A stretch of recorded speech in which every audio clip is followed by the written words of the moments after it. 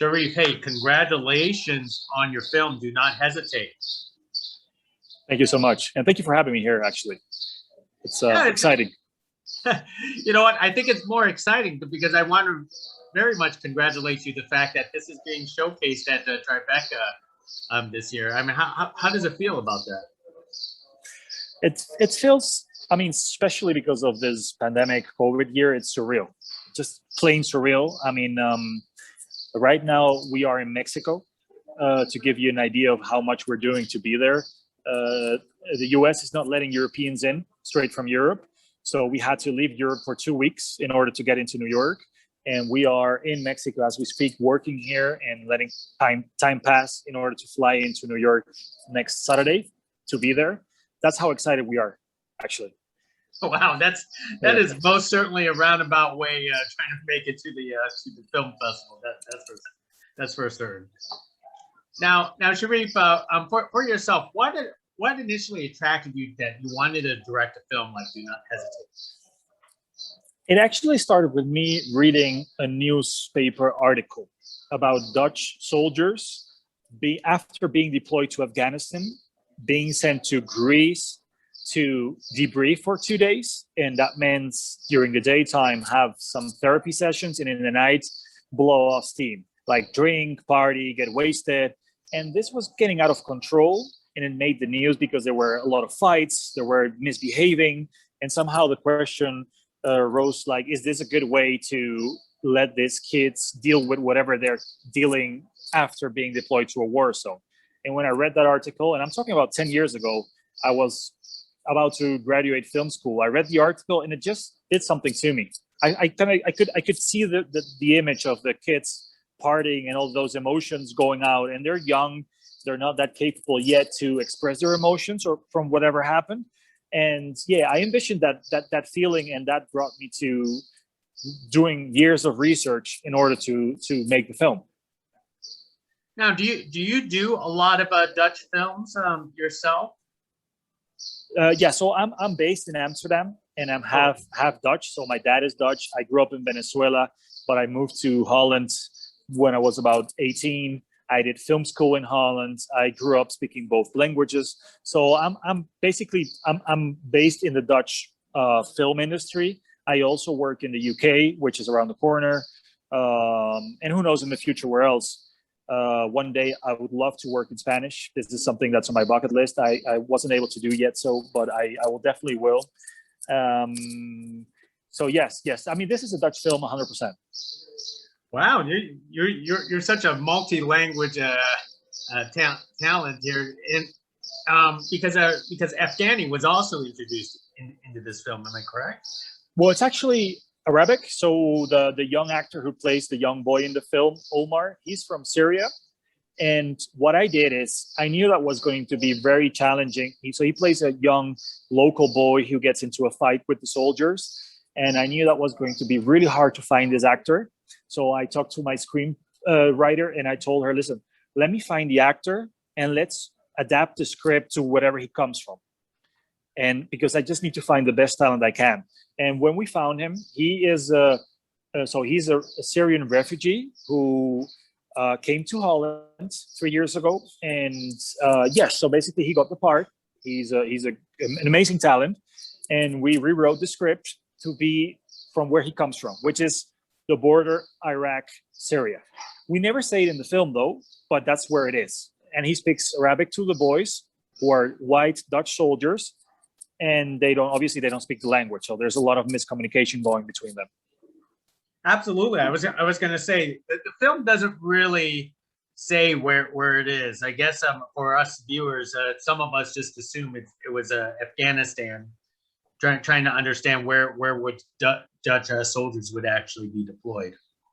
So for us as filmmakers, it was not important to place it in an existing war because it's not about a mission. It's not about a mission. It's about the experience of being young and being on a war zone.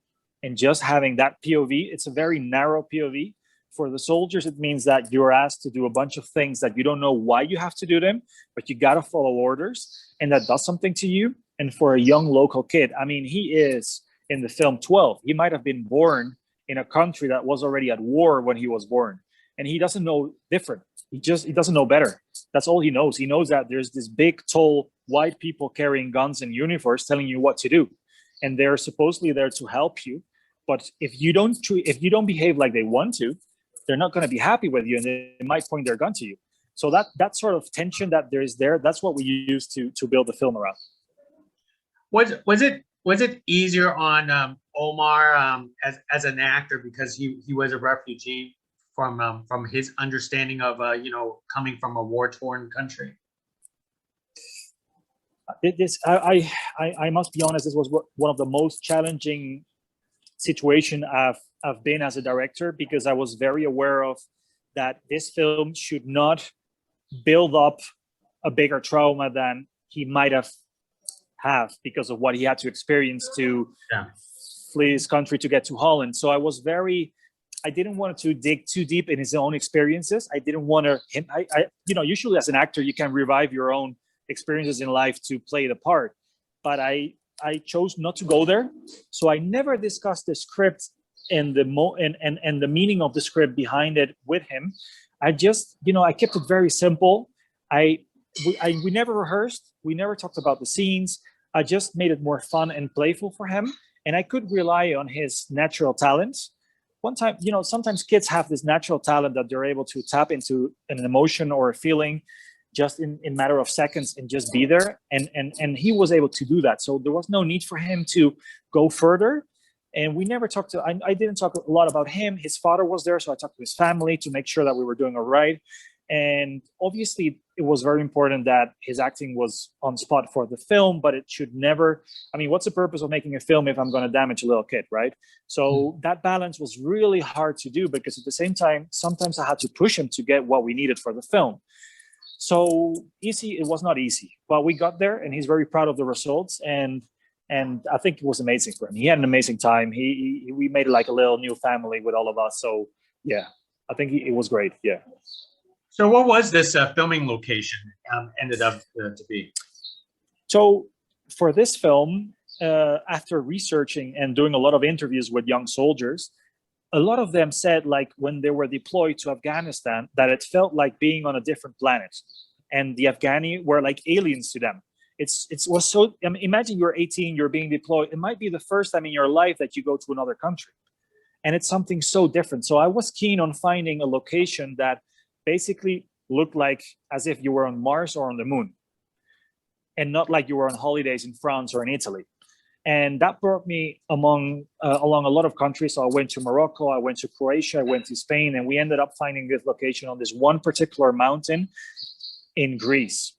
And it was very high. We had to all base in a little mountain village and drive every day 50 minutes to the set in order to have this scenery, which I think adds a lot to the storytelling of the film. And that's where we did it, actually, in Greece. Wow, Greece! I would never guess that to be Greece at all. It's not a place where tourists go, though. It was just us in the top of a very, very big mountain, and it was a lot. But I think it does. It has this feeling, the stones and the whole setting, and them wearing their uniform. It is a little bit like, we approach it as if it's a mission on Mars. Wow, that's terrific. And this military vehicle, how the prop for the setting, is that an actual military vehicle, or was that something created? Yeah, no, so it was, and we had to bring it in from Romania and ship it all the way to Greece, to Crete, where we were. It's an island, and then we had to paint it and remake it to look like a Dutch one. Yeah, so that was a lot of work to get that vehicle. But it's a key prop, right? It's our set for 80% of the film. That vehicle is very important, so we had to do a lot of effort to get it and to make it right. Yes. What was it? Do you feel fortunate that 80% of the film was virtually filmed in one location? Does that make it easier, or does that make it more difficult for you? Well, it makes it more interesting. At least, that was it's a very specific choice. That when we were working on this film, we were very aware that we didn't want to make the hundreds of thousands film about war and with a mission, and they're going to save somebody or they're going to kill the enemy or whatever. It was not about that. we wanted something specific, and the fact of the vehicle breaking down and like a little group staying behind to guard it, it's something that happens. That's something we learned from research, and we thought it's a great moment to sort of stop time and show how surreal these situations can be. And the hard part as a director is that it's very hard to keep the film dynamic if it takes place in one spot. And so me and my DOP, director of photography, we worked a lot on thinking about how can we visually make the film that to give it some dynamism while it's very actually very, like it's actually it's stuck in one place. So it's never easy, but it was very cool and exciting to work on, and as a challenge, let's say. Wow, excellent! Because the one thing I love about this film is that it wasn't implying that there was like real villains or victims in this film. It was one of those things where everyone's is in their particular situation. Yeah. So the thing is that, most soldiers that are being deployed never see the enemy. You never see them. They're not, like in big Hollywood films, obviously they do. They're always fighting them and killing each other. But not seeing the enemy doesn't mean that you don't have the feeling of the enemy being around you. So in a way, what we're saying is that the enemy can be in your head, and it's even worse than not seeing it. And that's where the traumas happen. So physically, most soldiers, they come well back home, but whatever happened in their head might be even worse. The only thing is that you cannot see it, and that makes it so hard to deal with, especially if you're so young and you're not yet fully developed as a person yet. And so that was, that's one of the main themes of the film. And regarding the young kid and, being a victim, a lot of times when we see the Arabic boys or the local people in films, they are the victims, right? But I didn't want to make him this poor little boy. No, he's feisty. He's not there to say, thank you so much for helping me. He's basically there to tell you, get out of my country. I'm not going to be, and that is confusing for the white soldiers. And that says something about sort of the superior way of how the Western world tries to help the rest of the world. I'm here to help you, but it's on my terms. And there's something of a white savior situation where we feel like we are the ones here to save you, and only we can do that. And when the other is not reacting like you wish they react, then something weird's happening. You're not able to cope with that. That's strange. And that's what happened with the young soldiers and makes the film so complex. Like, in a way, you want to help, but when he's not saying thank you, you're like, hey, wait a second, what's happening with me? What am I feeling here? Yeah, I think that that message was conveyed very well. I also want to say that you found a beautiful gem in the film with the cave and the waters and all this kind of stuff. Where is that? Is that also in Greece? Yes, that's all there, man. That was us doing a company move of a couple of hours, moving to another part of the island. Like thinking about how can we visually make that rhyme with what we had. And we needed a moment where you might think as an audience, things are going to be all right. It all can be all right, like a bit of air, a bit of, and for the audiences who are watching this, the film is not, the film has some genre. It has a thriller element. It has a bit of a horror element.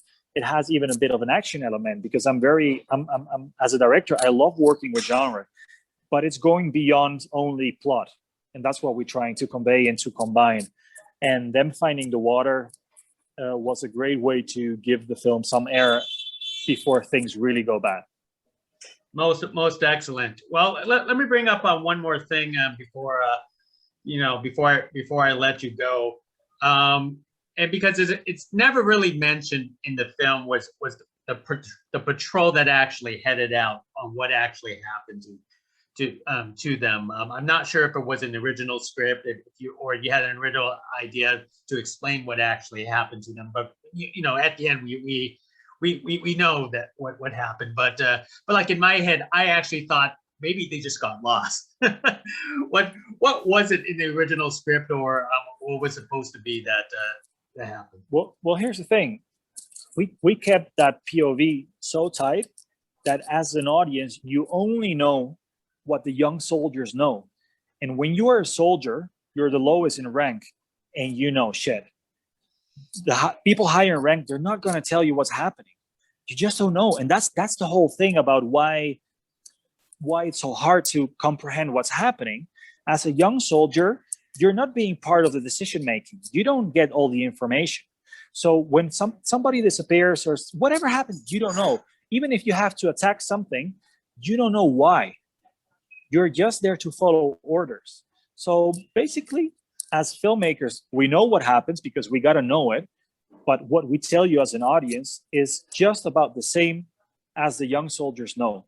And that's what's makes it so complex being a young soldier in the military. And that's why I think, that's one of the things that the film wants to say about military and war and everything and about so hard. Because you can tell them, like, listen, you know what the whole thing is, that if you don't know and you just follow orders, the idea behind this is that you're not responsible. You might be shooting people, but you're not responsible because it was not your idea. But that's not how it works. That's not how the brain works. That's not how the heart works. And that's one of the difficult things about the army and war. And I'm not here to criticize the army, because obviously it's way more complex than a movie of 90 minutes. But I'm at least here to say something about this particular experience. Well, you know what? I think that was an excellent decision, because that planted the seed in us audiences trying to figure out what, the perspective of those young soldiers. Most definitely.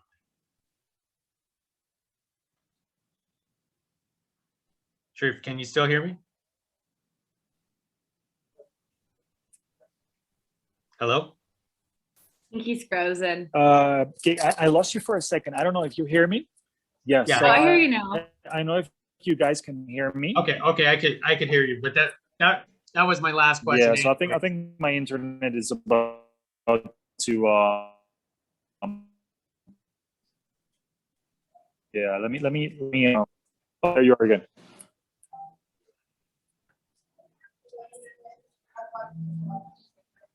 Cool. So I'm just gonna say, I don't know if you guys are hearing, but I'm gonna say thank you for having me. I think I'm back because I can see you again. Yeah. Yes, I'm here again. Well, I was just going to thank you for speaking with us about your film, Do Not Hesitate. And once again, congratulations for the film in Tribeca.